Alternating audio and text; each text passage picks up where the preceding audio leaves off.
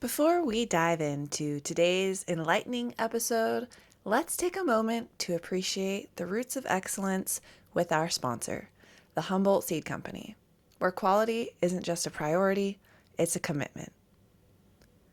Born from the rich, verdant landscapes of Humboldt County, California, the Humboldt Seed Company has been the beacon of cannabis genetics excellence since 2001.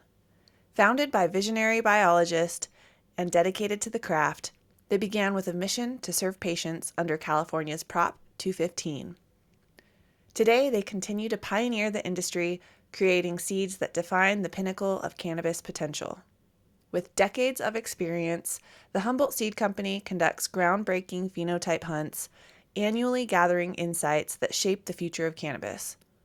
Their seeds, feminized, regular, and autoflower, are not just seeds. They are the culmination of scientific rigor, environmental stewardship, and deep-rooted commitment to community and social justice. As the largest licensed cannabis seed provider in California, their reach extends globally, from the shores of Spain to the mountains of Jamaica, touching hearts and soils in over a dozen countries. This isn't just about growing cannabis. It's about cultivating a legacy of quality, accessibility, and sustainability. Join us in embracing the excellence of the Humboldt Seed Company, because when you choose their seeds, you're not just growing plants. You're nurturing a tradition of excellence that reaches far beyond the garden. Now, let's begin our journey into today's episode, inspired by growth, knowledge, and the endless pursuit of excellence.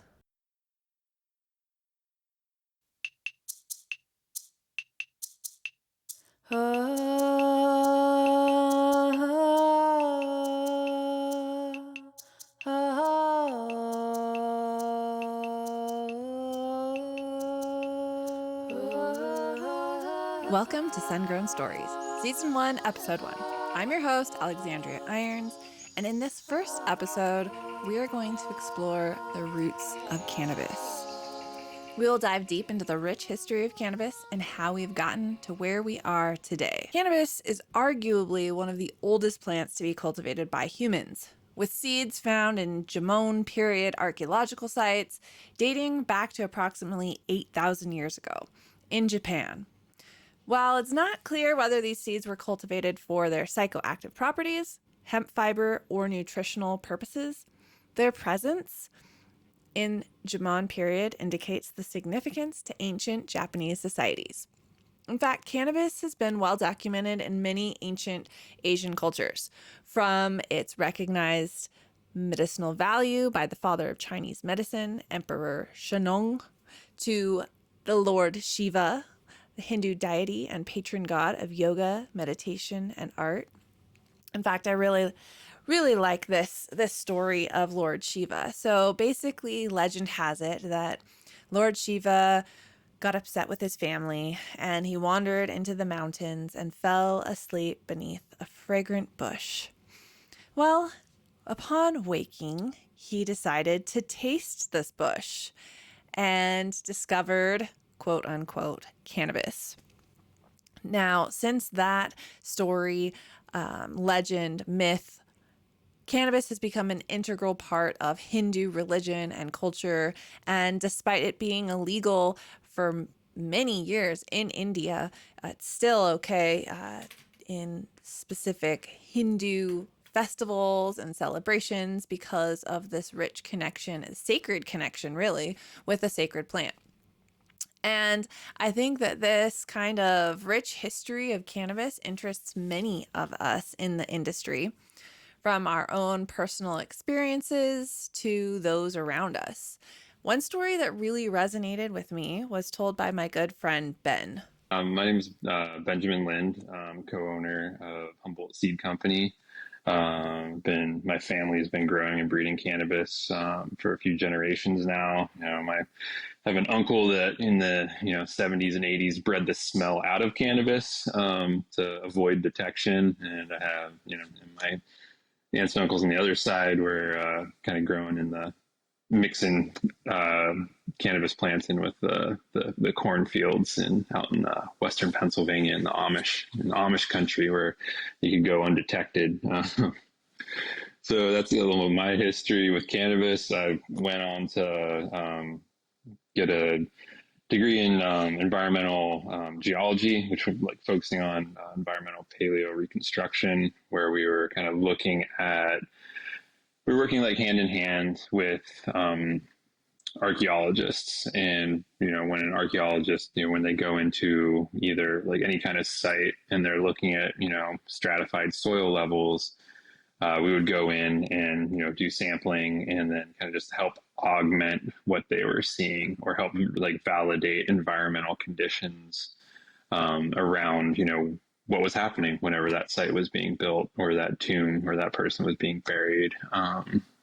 There was one trip I went on that I kind of moved away from cannabis. I was super into it when I was, you know, in my teens, you know, kind of growing, working, you know, doing chores for my aunts and uncles and trade for some herb. And then, you know, having a couple of plants like way off in the woods in high school and stuff and just kind of, you know, getting by based on it.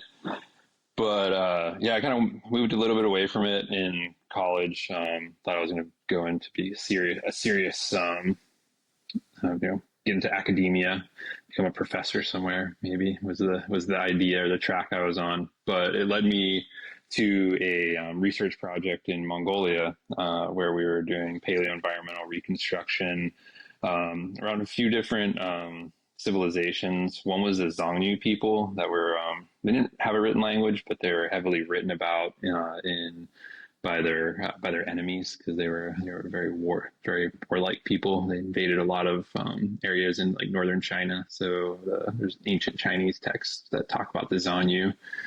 And one of the things that happened, or two things that kind of happened that kind of galvanized my relationship with cannabis and kind of got me back into like, or just realized that there's an academic aspect to cannabis, was when we were doing an excavation, we started finding these seeds.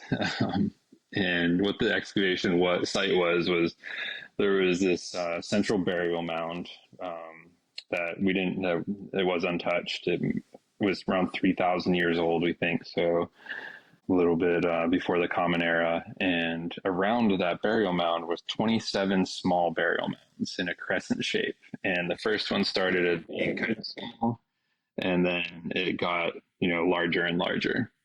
And the first tiny burial was a small child, and with all the like accoutrements of a small child, from like, you know, like dice, like just little toys and things were in that burial. And it went through kind of like all of the aspects of Xiongnu society, from, you know, from like the blacksmith to the tailor to when we got into this kind of more middle mound, we think that she was probably in her 20s, but there was a burial of a young woman. And it seems, I mean, there was no written evidence, but it seems as though that she was most likely some sort of like midwife or medicine woman. But in her mound, we started finding these seeds, and from my background, I was immediately, those are ganja seeds. That's the first thing I saw. They added, and then there was like some other seeds in there too that we did that like kind of look like they ended up being like a proto flax seed, like a super tiny flax. But they called in experts. They wouldn't trust the hippie geologist that was on the trip with them. But they called in experts from the Smithsonian that flew up from Nepal, where they were on a separate dig just to look at these seeds. And it took them about 3 weeks to identify them as, yep, for sure, yep, they were cannabis seeds. So that was interesting. That piqued my interest for sure. Despite finally being able to talk freely about our experience and love for cannabis, many people continue to be persecuted for using it. Today, there are estimated over 40,000 people incarcerated for marijuana-related crimes. And although that number is trending downwards as laws change, there's still a disproportionate number of colored people being charged with these crimes. even though nearly all ethnicities consume cannabis at the same rates. Why is that? Well, it has to do with the Mexican Revolution and the flood of immigrants that came to America during the civil unrest caused by this war. Cannabis had been grown for hundreds of years by Americans, including our founding fathers. In fact, it's reported that by 1850, there were over 8 billion acres of hemp in the US. 8 billion. That's insane. I think there's like 8 million right now. So fucking a billion, 8 billion in 1850. So what happened? Well, let's start at the beginning. The first state to enact regulations against cannabis was, get this, fucking California. What the hell? I thought California was like weed friendly, man. I pretty much grew up there and I didn't know that California was one of the first states. I think the first state. There might have been Maine. I saw online maybe a little bit earlier that Maine had laws, prescriptions for Indian hemp, because that's actually what cannabis that was being smoked was referred to as Indian hemp, because of its rich culture in Indian Hindu society of smoking it. It has a profound ability to deeply connect you to meditation, and the relationship between smoking cannabis, hashish, yoga, meditation was associated with India. So when people smoked cannabis, it was referred to back then as Indian hemp, while most all other cannabis being grown was for, textiles, fabric, canvas, rope, yada, yada, yada. Okay, so California enacts regulations actually banning cannabis in 1913. And they targeted the preparation of hemp, or as they called it, loco weed, focusing on the psychoactive varieties, so not the hemp textile kind. What's fascinating and somewhat troubling is the mix of reasons behind these early restrictions. A significant driving force was racial and immigrant prejudices, particularly against Mexican immigrants and African Americans who were often unfairly associated with cannabis use. But it wasn't just about prejudices. The early 20th century was a time of misinformation, sound familiar, and moral panic about drugs. Cannabis in particular was demonized as a dangerous substance, leading to insanity, criminal behavior, and moral decline, often without any scientific evidence to back up these claims. Heard that. Economic interests also played a role. Obviously, money buys everything, so follow the money, you'll follow the truth. And certain industries felt threatened by hemp, which could be used to make a variety of products. These industries supported anti-cannabis legislation, hoping to eliminate competitors. The campaign against cannabis really picked up steam in the 1930s and was led by Harry Anslinger, the first commissioner of the Federal Bureau of Narcotics. Anslinger spearheaded a nationwide campaign that painted cannabis as a grave danger to society, which led to the Marijuana Tax Act of 1937. This act imposed such strict regulations and taxes on the cultivation, sale, and use of cannabis that it effectively amounted to a ban. The film Reefer Madness came out in 1936 and spurred a huge wave of anti-cannabis laws and sentiments that continued through the civil rights movement and the war on drugs that we are still fighting today. I decided to ask longtime writer, educator, and cannabis activist Jorge Cervantes when he thought cannabis would be fully legalized, and this is what he had to say. I honestly thought that cannabis would be legal by 1975.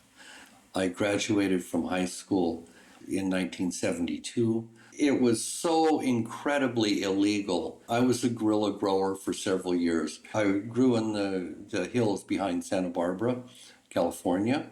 the Santa Ynez mountain range. We had limited seeds. We had Mexican, and the Colombian had just started to come in at that time. So it was Mexican dirtweed, and Colombian was the newest thing. We grew those, but those were the long, lanky, tropical type plants. And most of Mexico, it gets less than 13 hours of light. So it was quite a change to move that far north. But yeah, it was scary as hell the whole time. And you could make a ton of money. I mean, it was really, really good. I made enough money one time to leave and travel for a year. I spent a year in South America. It was very nice. I've been very, very scared a lot of times. A lot of times. One time I remember they had lost somebody. It was a lost hiker. And I was carrying back a big load of cannabis from the patch, and a helicopter came and hovered over me. And I had to hide until it got dark.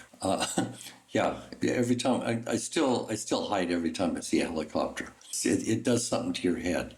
Anybody that says they weren't afraid, I don't know where they're coming from, because it's scary, just scary. I've been shaken down at the borders many times. It's generally been in the United States. Almost every time it's been in the United States. One time it was in Chile, but that was during Pinochet, Augusto Pinochet. I don't know if you remember him. He was the dictator that took over Chile. But that was the 80s, yeah. And, oh, yeah, they hauled me down to the police station, everything else. I had cannabis that I all over me, or in my underwear. It was scary. I've been shaken down in Mexico. I've been shaken down in Brazil. Yeah, but mainly in the United States. I've been in the small room, answered the same questions over and over. It was very, very scary, definitely. And, some people deal with it better than others, but I continued. I just continued because I knew I was right. I was right, and those guys were the ones who were all fucked up. I didn't believe in what they're doing, and that's it. But yeah, there was a lot of people who had a hard time. Many friends of mine have had their children taken away, lost all of their assets. You can read about it on my website, the Jorge-Cervantes.com. You can read about the green merchant. I wrote a couple of paragraphs. It was pretty traumatic just writing about it for me, because it brought back a lot of memories. It happened before you were born, in October of 1989 is when that happened. Yeah, they call it Green Thursday. It happened on a Thursday. First of all, I think we need to take a moment to say thank you to all those who came before us taking the risk to grow this plant. Not only for themselves and to make money, but to then go on and write books and share this education because they were passionate about it, because they believed in it, because they knew that it wasn't wrong. This is a plant. And if it weren't for these people who came before us, like Jorge Cervantes, sharing his experiences, we wouldn't be where we are today. I mean, his marijuana horticulture grow Bible was my first cannabis book. And here I am now, 8 years later, writing my own books, teaching classes, growing both medically and recreationally licensed.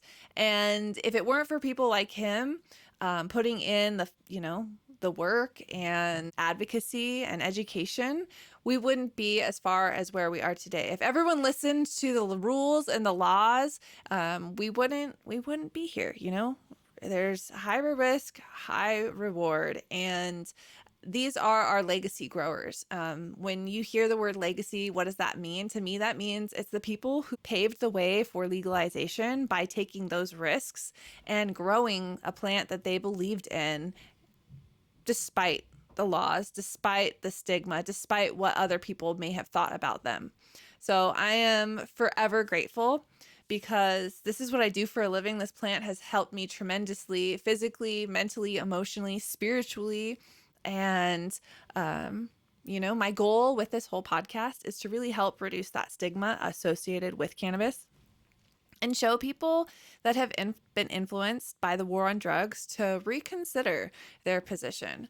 But not only that, to just encourage people who are smoking it. If you listen, or if you're listening to this podcast and you don't grow weed, but you smoke it, please try growing weed. This is your year. I'm telling you, you can do it.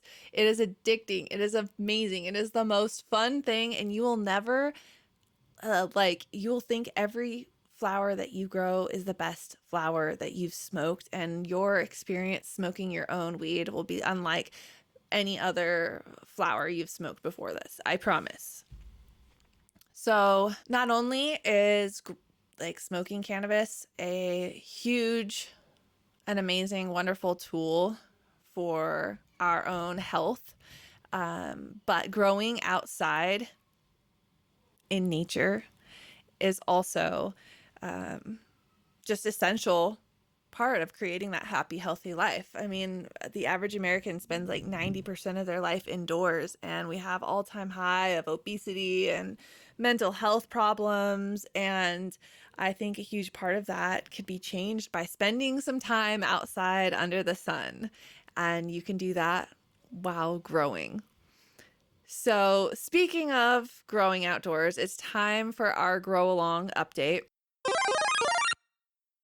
So if you didn't listen to the prelude episode, check it out. But for context, this Grow Along is not just any Grow Along. It is a citizen science project aimed to help create growing zones for outdoor cultivation. When I talked to Jorge about this project, this is what he had to say. But this project you're working on is really a very, very good project. I'd love to see as many people involved in it as possible. I've been wanting to do this with cannabis for many, many years. And it's just really difficult to get people interested in it because now, because all they want to do is sell seeds and make money and talk about how cool they are. And I'm Yeah. just sick of that stuff. I don't care about that stuff. I want things to go forward and really make it right, make things work, and get the egos out of here and stuff, and just go to hard science, because that's where we learn, and that's where you can double prove things and move forward.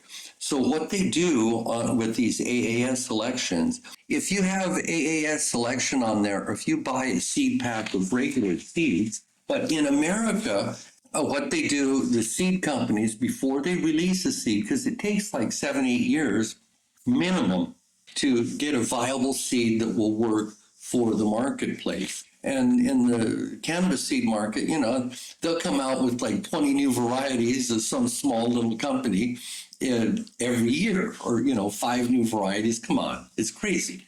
So what they do with the AAS selection is they send these out to gardeners all over the United States in every climate, not just, and there's a lot of, there's the freeze zone climate, that's one thing. But on the West Coast, they have 24, 26 different zones that are, and each one of those zones is divided into A and B. And that goes from, I believe, Colorado west, all the way west up to Alaska, all the way down to San Diego. Or south of San Diego. Chula Vista is the last town before the border. And they send it out to garden writers like me. We grow it out, and the only requirement they have, you can get all these free vegetable seeds and flower seeds. It's great. And they send them to you. All you got to do is just fill out a form as to, what happened, what your climate is, what your weather was like, just a few real simple things. And now everybody's got this iPhone, right, or smartphone. Collecting information would be a lot easier, I believe.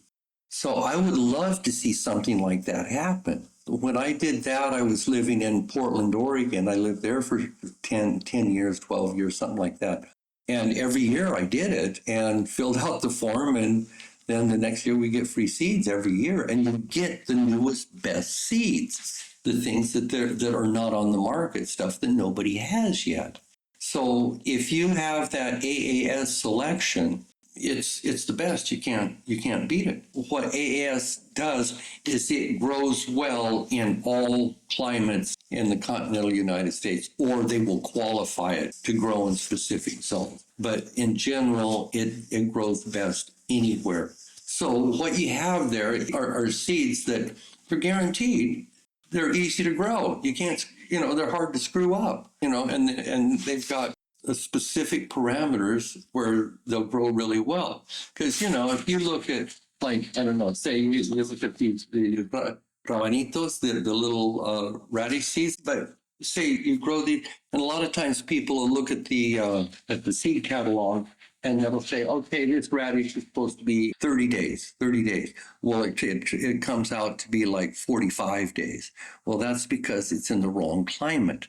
And it's for radishes, it's usually too hot for them and it doesn't have quite enough sun, but they're not so sun sensitive as temperature sensitive. So we could do that with cannabis and join like the real world. I'd love to see that. And you can be a big part of that. I'd love to see it happen. I'm really excited to be able to get some of these seeds into your hands and do the citizen science project so we can all grow together. So speaking of, Ben has, he's the co-owner of the Humboldt Seed Company and so graciously donated seeds for us to use. If you want to sign up for the Blaze, Botanical, Latitude, and Zonal Evaluation Citizen Science Project, you need to go to patreon.com/queenofthesungrown and sign up. Your participation covers the cost of this massive experiment. Anything helps. And we are going to be collecting data to help create zones for growers to be able to, eventually just type in your strain and your zip code and then get a list of strains that would do well for you there. That's like the whole hopes and goals with this. But in the meantime, we do have another controversy, which I wasn't even really expecting, but it's good. Controversy is good because it means people are passionate and care about something. So, we saw this controversy with cannabis back surrounding Mexican immigration and nationalism and racism. I'm going to call it racism because that's what it is, and the competition of industries. But today we have this stigma, this controversy, this new controversy that I really just became aware of in the last few weeks. And especially so, if you go on my Instagram, I shared a post with a sound bite from the first Prelude episode with Ben, discussing the triploid cannabis seed. It was just a little teaser to get the word out there, and you wouldn't believe the comments. Oh my God, people were going crazy about triploid cannabis seeds and comparing the Humboldt Seed Company to freaking Monsanto and being a big corporation trying to take our rights away to grow seeds. Okay, let me tell you this. Ben and the rest of the folks at the Humboldt Seed Company are not a giant corporation. They are legacy growers who have been doing this for generations. They're a small family-owned business, good friends, and people that I buck with because of their love for the legacy, the plants, and small home growers and small batch cultivators. They do produce fire genetics because they have a background in science and do things the right way. I mean, they are, sure, everyone has things that like you can disagree with, and that's okay. It's okay to disagree with people and have a different opinion.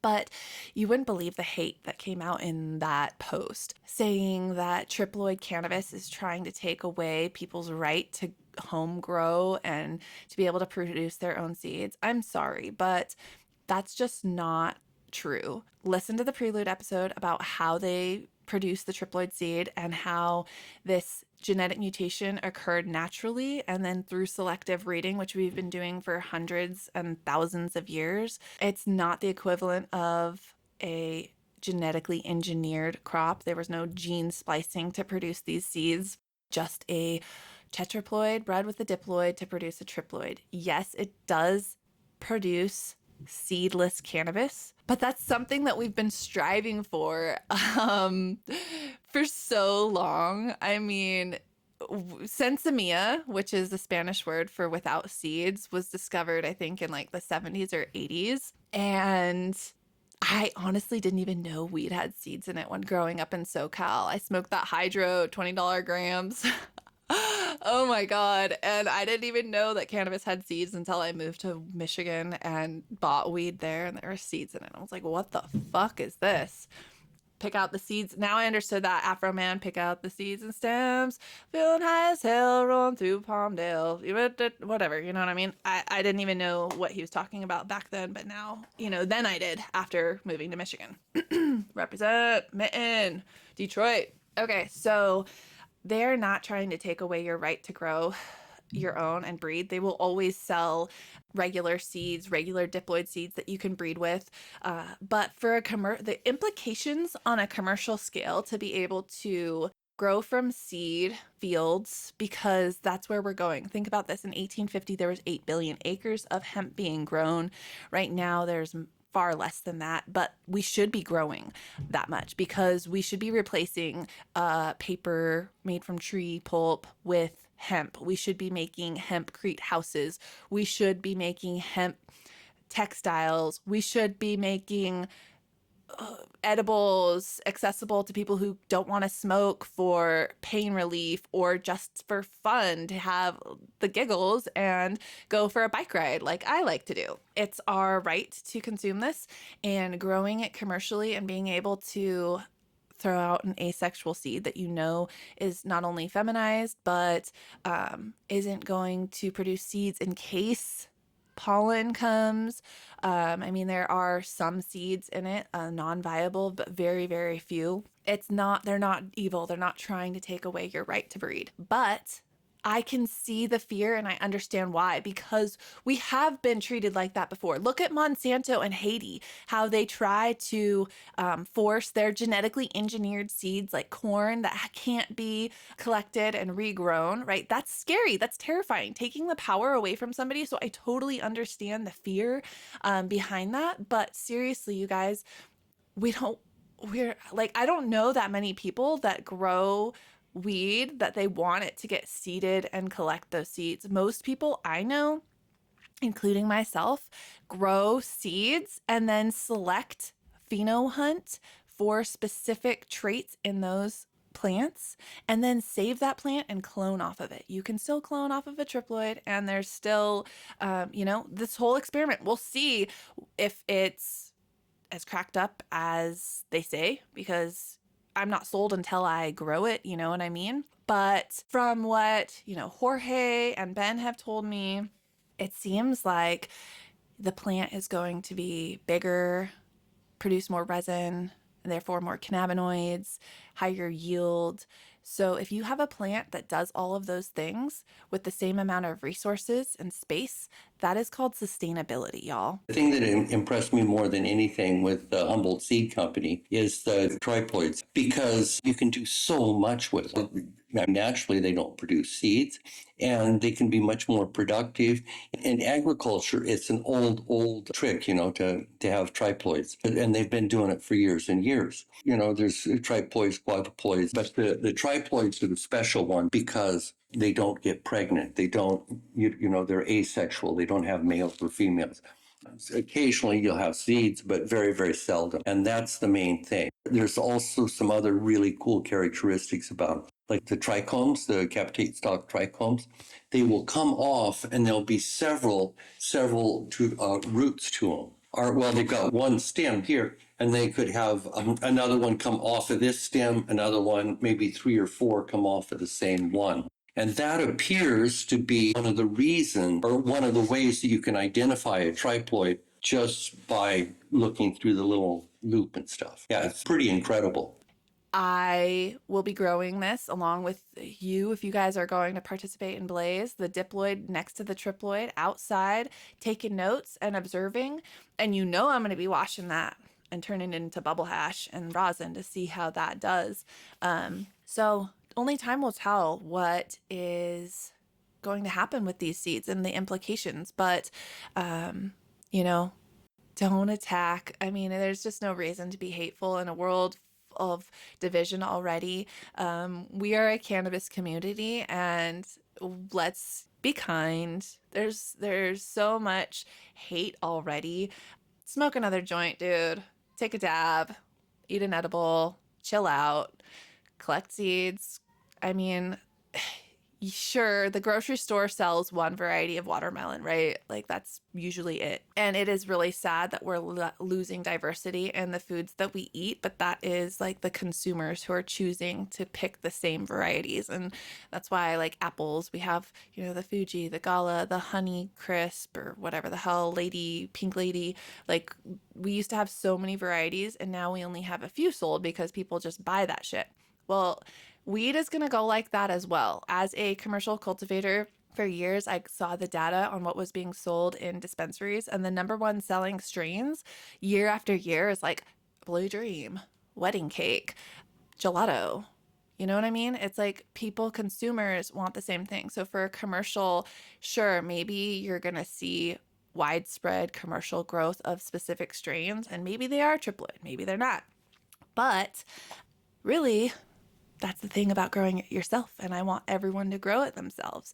Grow your own medicine and preserve genetics and create your own genetics. And, you can still buy so many different types of watermelon seeds, right? Like, sure, you only get one at the grocery store, but go to Baker Creek, Heirloom Seeds, or Peaceful Valley, shout out, I love you, groworganics.com. And you can continue to grow different varieties.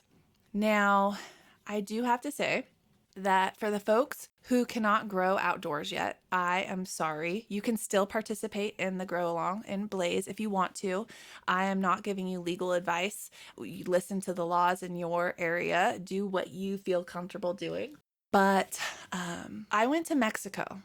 Okay, we're going to change gears here. I went to Mexico last week for my birthday to see the monarchs. And this is something that I want to talk about because it's near and dear to my heart.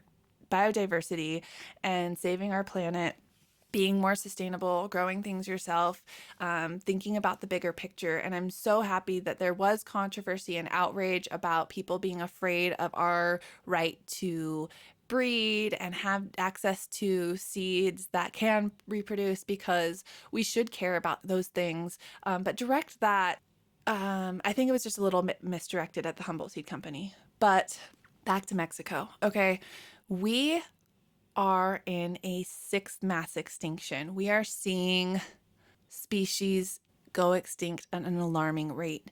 And one of those species is the monarch butterfly. And so for my 33rd birthday, I wanted to see the monarchs in Mexico. Central Mexico, they overwinter there. They are a migratory animal. And so that means they live their life migrating from Canada to Mexico. And there are many migratory species. Well, migration doesn't really sit well with humans, right? Because, well, we're kind of sedentary animals. And when there's different states, different countries, I mean, they go through 3 different countries. There's different laws, different protections. And so marijuana, cannabis, has a deep, rich culture and history of roots in Mexico. And it migrated up, into America from, Asia and European settlers, colonization. It's traveled all over the world as well. And so we need to think about our impact on species as a whole. And so just being aware of what we do. And that's one of the reasons why I want this grow along to occur and to happen, is to just get you outside growing something. So if you cannot grow the cannabis seeds outdoors, reach out to me and I will send you milkweed seeds. Because what I learned is that over the last 20 years, 90% of our monarch population has died. And just from this year to last, 50% of the population died. They're running out of organisms at an alarming rate. And one of the reasons is because we don't have milkweed growing as abundantly as we used to. Milkweed is the only plant that a monarch caterpillar will feed on. It is what gives it its toxicity. So monarch butterflies are actually somewhat toxic to birds, and it's a defense mechanism. The caterpillars consume the milkweed, and the toxins in the milkweed become part of the caterpillar and the butterfly. There's over 30 different varieties of milkweed that monarchs will feed on. And so a lot of our milkweed has been removed, and we can help the monarchs by planting milkweed. Now, don't go out and buy just any milkweed. Preferably get the native species, the species native to your area, because like I said, there's over 30 different varieties that monarchs will feed on. And I am going to get a big bag of different types of milkweed, and you can reach out to me if you cannot grow the cannabis seeds outdoors because for whatever reason, laws, regulations. I will send you milkweed seeds because not only are you going to be helping the monarchs and providing other pollinator habitat, but it's going to get you outside. The average American spends 90% of their life indoors, and with depression at an all-time high, obesity, I know this to be true, that being outside in the sun with your hands in the dirt is one of the best medicines out there. Not even if you're not growing medicine, if you're not growing pot, like it's okay. I just want everyone to go out and grow something. So if you can't grow marijuana, cannabis, weed, devil's lettuce, wacky tobacco, you can grow milkweed. Speaking of growing outdoors being medicine, it is scientifically proven that outdoor cannabis has higher or more variety of secondary metabolites. In a recent study published by Columbia University, they compared regeneratively, organically grown outdoor secondary metabolite profile to that which is grown indoors with synthetics. And it was much higher in the outdoor compared to the indoor. I talked about this with Dr. Riley Kirk of NAP, and here's what she had to say. I completely agree. And, I think it's, again, we talked about this in the beginning, it's so cool when what your body knew is validated by science. And this is kind of what you're talking about here. It's like you always knew it outdoor hit different, and now you know why. So it's like this study was really cool because in outdoor environments, there's so much more volatility. It's so much more, it's changing every second. There's microclimates, there's pests that are not inside, there's herbivores, there's so many different things that are really in contact with this plant. So the plant's producing all these different molecules depending on what it needs to do to protect itself. And what you're saying, like producing these different terpenes to communicate with itself and the things around it. And it's just environment. Whereas indoors, there's no unwanted insects or birds or deer or whatever it is interacting with that plant. So it doesn't need to produce as many different molecules or even as much of any specific molecule. And that was really backed up in this data. So it's like the outdoor plants were producing a much larger diversity of different molecules compared to the indoor plants, and at higher levels. So we're talking about terpenes and cannabinoids, specifically THC and CBC, cannabichromene and THC were specifically higher in the outdoor cultivars, but there was almost every molecule was in higher abundance. And again, the diversity was much, much larger. What I thought was so cool about the terpenes in this study was the indoor terpenes showed that there was much more degraded terpenes and oxidized terpenes. So showing the breakdown of these terpenes. And even the researchers were like, I wonder why that is. And then they started talking and discussing it.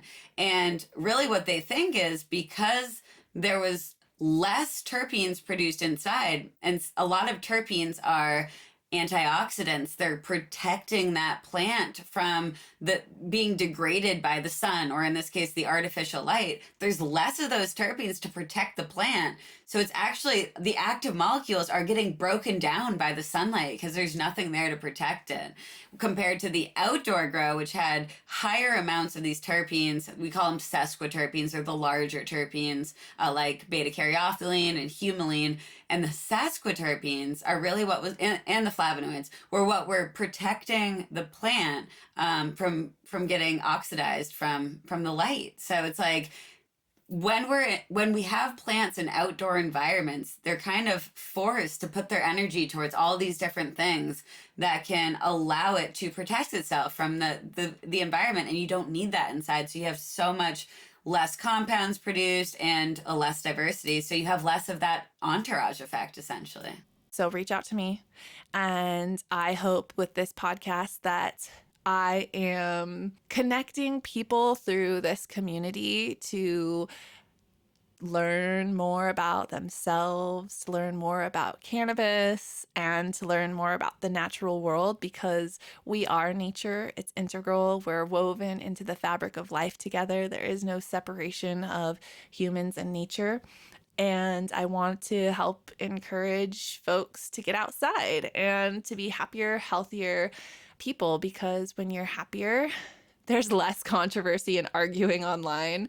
Like, get off Instagram and go outside and do something fun. I know it's just starting to warm up, the season's awakening, spring is here, but this podcast is about building community and being a little bit better. There's 8 billion of us. Imagine if 8 billion people woke up tomorrow and decided that they were all going to just do something to help someone else, and how beautiful that would be.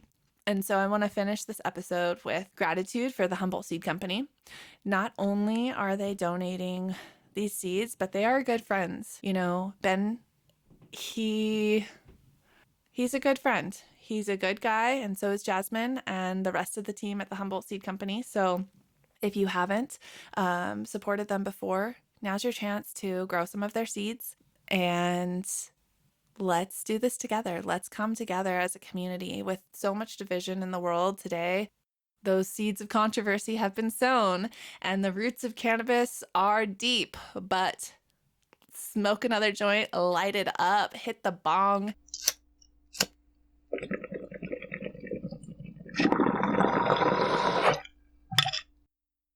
And come together and let's grow some dank ass weed or milkweed for the monarchs, y'all.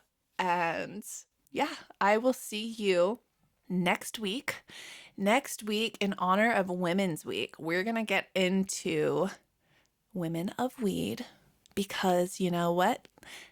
Weed is woman.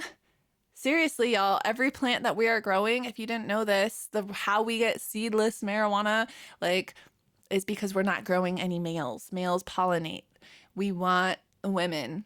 And there are so many women out there that have done so many amazing things for this industry. And so we're going to have Dr. Riley Kirk from NAP. We're going to have Kimmy from Jackalope Farms. We're going to go Luna Stower, who's doing advocacy and education, traveling the world, judging the Emerald Cup. I've got some great guests for next week. So tune in next weekend. Remember to listen to us, follow along at queenofthesungrown.com on Instagram, YouTube, and you can get this podcast wherever you listen to your podcasts. And don't forget to like, subscribe, and share with someone that you want to grow or smoke weed, because there's always that one person in our life you know could benefit from getting a little stony. So see you next week, and I look forward to growing together. If you want to sign up for the Grow Along, it is still open to get your free seeds, and that's at patreon.com/queenofthesungrown. Thank you for the continued support, y'all. I can't wait to see you, well, hear you, listen talk to you. I can't wait to talk to you next week. So I will say adieu, auf Wiedersehen, and hasta luego.